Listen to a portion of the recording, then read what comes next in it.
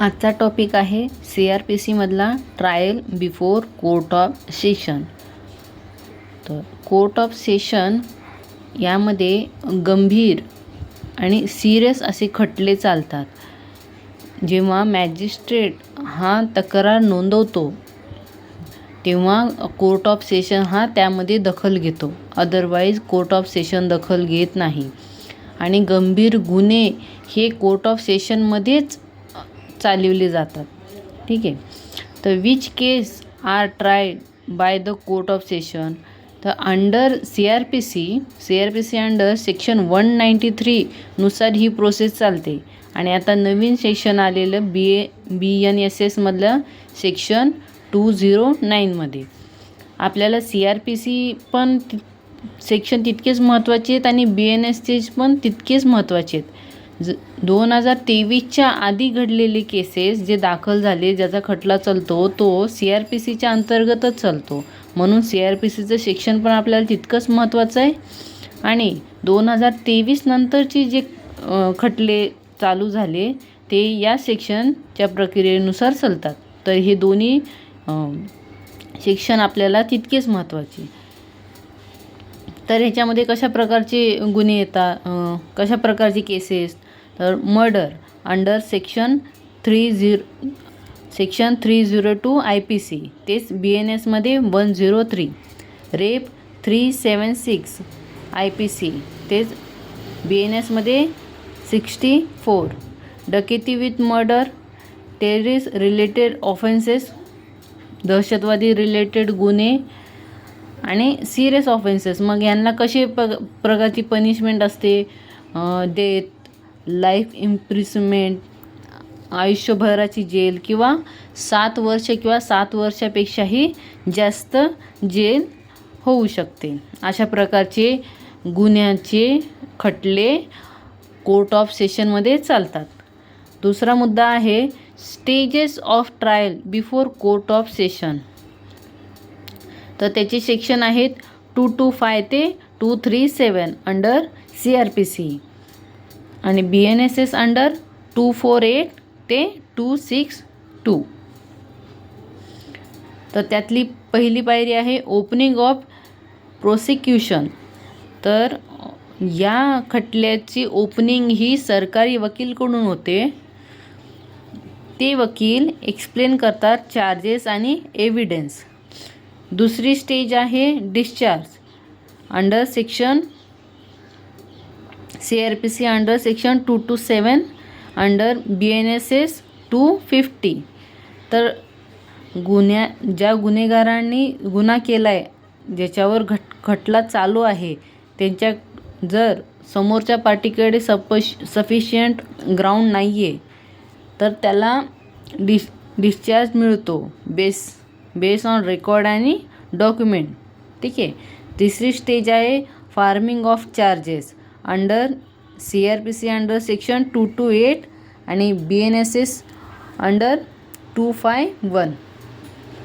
तर ह्याच्यामध्ये मुद्दा दिला इफ प्रेमा फेसिंग केस. जर प्रथमदर्शेमध्ये जर असं आढळलं की गुन्हेगाराने गुन्हा केला आहे तर मग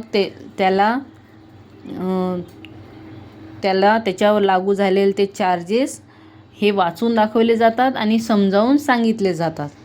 किंवा जेव्हा हे कळते की त्या गुन्हेगारानेच गुन्हा केलेला आहे. चौथा आहे प्लीड ऑफ गिल्टी. जर गुन्हेगार मान्य करतो की त्याने गुन्हा केला आहे तर कोर्ट त्याला दोषी ठरवू शकतो. नाहीतर ट्रायल प्रोसेस, नाहीतर खटला चालू राहील. पाचवा मुद्दा आहे prosecution evidence under section 231 in CRPC आणि BNSS अंडर सेक्शन 254. तर ह्याच्यामध्ये 3 प्रकारे होतं. Examination in chief, cross of examination, reexamination. पहिल्यांदा पहिल्या पार्टीचे आणि दुसऱ्या पार्टीची दोघांचेही एव्हिडन्स, दोघांचेही म्हणणे हे एक्झामिनेशन म्हणजे मांडले जातात, एक्सप्लेन केले जातात कोर्टसमोर.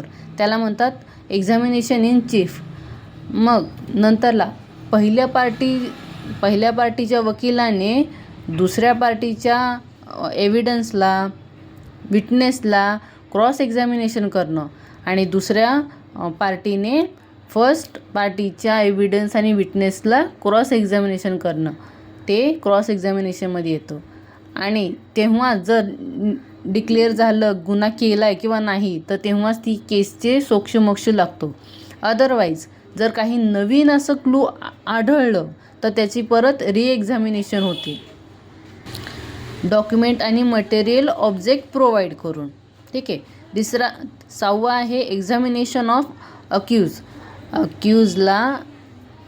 अक्यूजची एक्झामिनेशन होते. कोर्ट त्यांच्या ज्याने गुन्हा केला आहे त्या गुन्हेगाराला क्वेश्चन करतं. त्याच्याकडून शपथ घेतली जात नाही.